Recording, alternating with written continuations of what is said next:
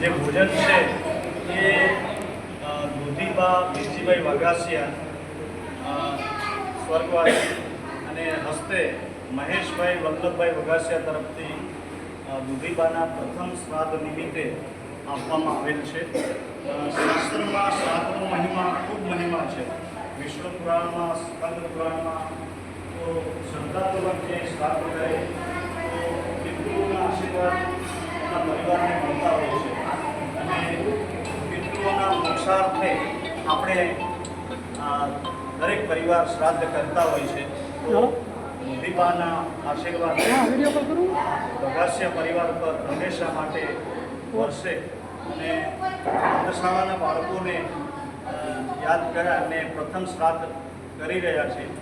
તો એમનો ખૂબ ખૂબ આભાર વ્યક્ત કરું છું અને ગૌરવની લાગણી અનુભવું છું. ભગવાન સુખી અને સંપત રાખે એમને એવી ભગવાનને પ્રાર્થના. આજના ભોજનમાં લાડુ, ચૂરમાના લાડુ, ખમણ, મિક્સ ભજીયા, દાળ ભાત શાક વગેરે. એટલે ખૂબ ખૂબ આભાર મહેશભાઈનો અને એમનો પરિવાર